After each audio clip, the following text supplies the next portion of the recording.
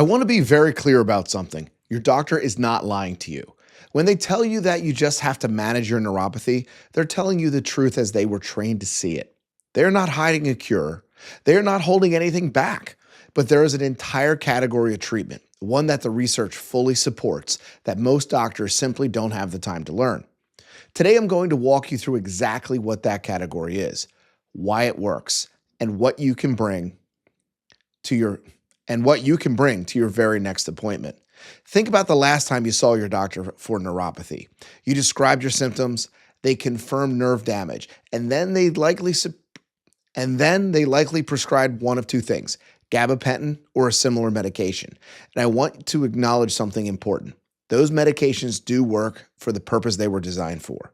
They reduce the intensity of the pain signal your brain receives. Think of it like a smoke alarm going off in your house. The medication turns down the volume on the alarm, but the smoke is still there. That is not the doctor's fault.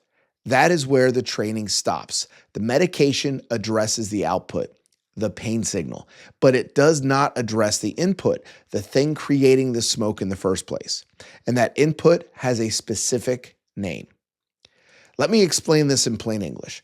When blood sugar stays high, even a little high, over time, it damages the tiny power generators inside your nerve cells. These power generators are called mitochondria.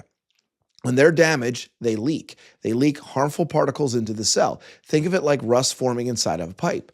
That rust, those particles, is called oxidative stress. And oxidative stress does one specific damaging thing. It breaks down the myelin sheath. The myelin sheath is the protective coating around each nerve fiber. Think of the plastic insulation on an electrical wire. When that coating wears down, the signal gets distorted. That's the tingling, the burning, the numbness. But here's the most important part that here is the part most people never hear. That distorted signal creates physical stress in your body. Stress raises cortisol. Cortisol raises blood sugar, which creates more rust, which breaks down more coating, round and round. The medications quiet the signal. They don't stop the loop. The only way to slow the progression and potentially reverse it is to intervene in the loop itself. That's what we're doing today. Here are 3 interventions that target the loop directly, not the alarm, the loop. Intervention 1, alpha lipoic acid. Alpha lipoic acid, or known as ALA, is an antioxidant your body makes naturally. The problem is, when neuropathy is active, your body can't make enough of it.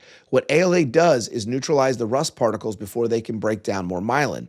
It interrupts the oxidative stress at the source. This is one of the most studied supplements in neuropathy research. This is not fringe. This is the peer-reviewed literature. Write it down. Alpha lipoic acid, 600 milligrams daily. Look for the R form, R-ALA. It absorbs significantly better than the standard version in most stores. Intervention 2, glycemic control. One specific change. This is not about going on a strict diet. This is about one specific change. Reduce the speed at which sugar enters your bloodstream. That speed is measured by something called the glycemic index. Food with a high glycemic index, white bread, white rice, sugary drinks, dump sugar into your blood quickly. That sharp spike is exactly what drives the feedback loop. One swap. Replace one high glycemic food per day with a lower glycemic option. Not perfect, just meaningfully better. One less spike. One less turn of the loop. Intervention 3, sleep pressure management. Your body's primary repair window, when nerve growth factor is released and myelin is rebuilt, happens during deep sleep. Deep sleep requires your cortisol level to drop below a certain threshold. 2 specific things prevent that drop. Screen light after 9 p.m., it signals your brain that it's still daytime.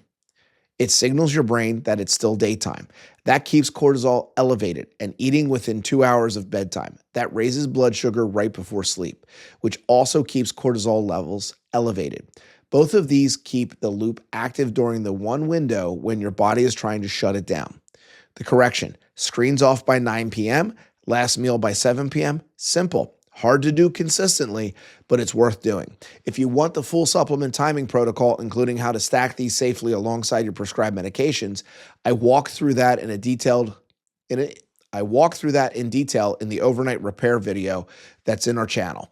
Now, I want to say something important before we close. This is not about choosing between your doctor and what you learn here.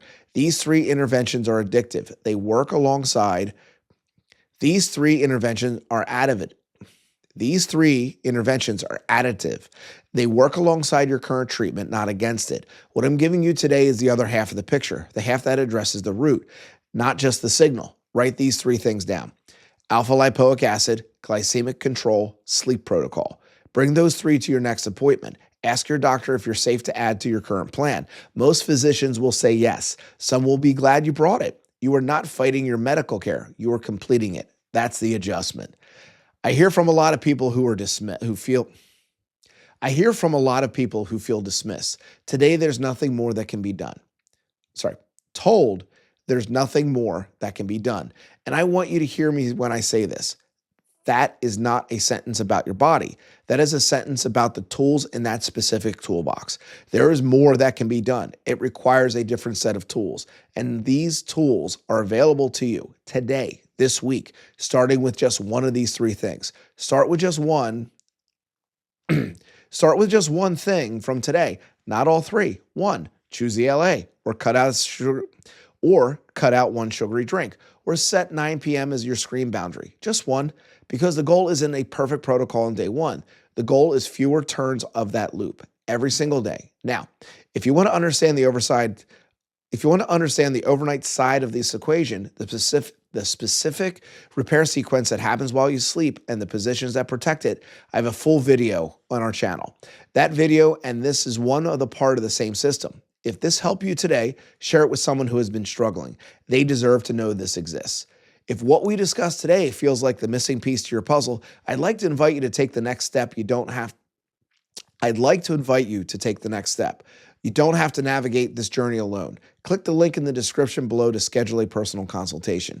We'll sit down together, look at your specific situation, and determine if our full recovery protocols are the right fit for